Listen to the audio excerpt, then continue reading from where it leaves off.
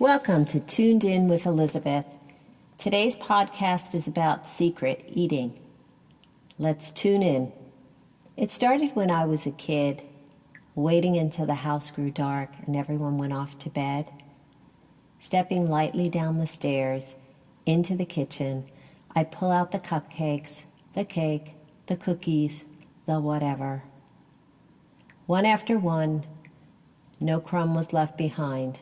Getting full, getting satisfied, and regaining calm. I was a skinny kid. This was not a weight issue. Something else was going on inside of me. The urge to hide my food and eat alone in secret was powerful. There was no shame in this because no one ever caught me.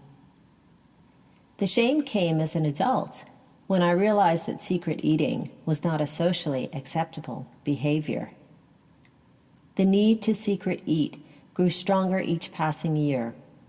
I can't tell you why I had this issue as a child, except to say that sweets made me feel calm, ridding me of frustrations and anxiety.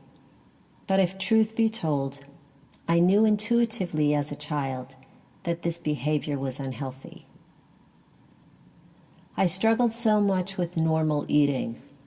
Often I think how nice it would be if I could just eat a normal portion size of a sweet. Unfortunately, that's not the case. I've learned never to keep any sweets in my home. If they're around, I'll eat all of them in one sitting. Another problematic trigger I have involves going out to dinner. After the main course, I pretend that I don't want dessert. Of course, that's a flat-out lie. I want dessert and can't wait to get dessert. Take it home to eat it without the glaring eye. In my experience, it was the women in my life, family, friends, who unknowingly did the most damage. I find that women try to keep other women in check by pretending they don't eat much and that they're always on a diet, always exercising, and always perfect. The grocery store is another big trigger. For a long time, I lived in fear that someone I knew might see me buying candy or cake. How would I explain that? I thought of lies I could tell, like, oh, I'm bringing this bag of candy to a party. I'd look around to make sure that I didn't know anyone before proceeding to the checkout line. Secret eating lets you eat whatever you want and whenever you want. It creates out-of-the-moment experiences. For example, you're out eating with friends, trying to stay present, engaged in conversations and enjoying their company. But all I could think about was running home and binging on sweets. As you can see, secret eating can become so out of control that you're trying to manage it 24/7. It keeps you isolated, lying, and unable to enjoy eating with others.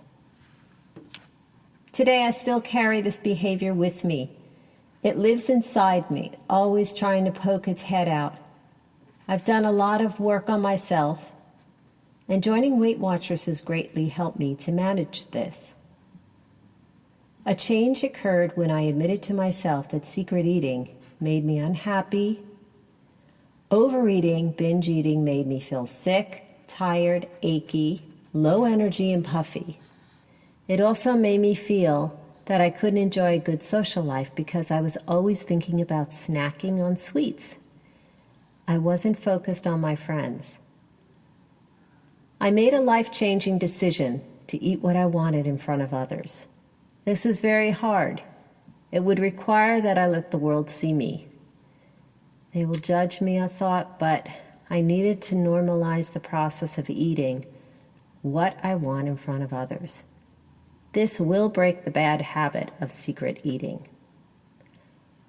I remember on one vacation, the group of women I was with, they were all super skinny. I ordered a piece of cake at lunch. They stared me down and watched me eat it in total disbelief. Their comments, oh, I wish I could eat that, but I'm on a diet, that kind of thing. The more you can practice eating without guilt in public, It will lessen the need to binge in private. The urge will fade, and the need to binge slowly starts letting go of its hold on you. Secret eating is a complicated issue for many people. Start small, go alone, and eat at a public place. Order what you want, sit and enjoy. Focus on the food, the taste, and even see if you can get full. Often with secret eating, we are just stuffing ourselves, filling the void within. Many times we're not even hungry. Another tip is to try not to look at the people sitting around you. Just focus your gaze on the food.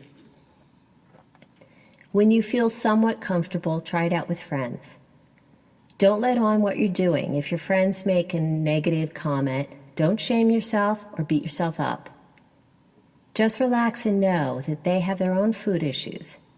Your work is to stay focused on normalizing the process of eating with others. And more importantly, this is your journey. It doesn't matter what others think or say about you in the end. They can't live your life. This is your problem to solve. You're a work in progress and doing the best you can. Thank you so much for joining in today. And if you like what you heard, please subscribe to my channel. Till next time.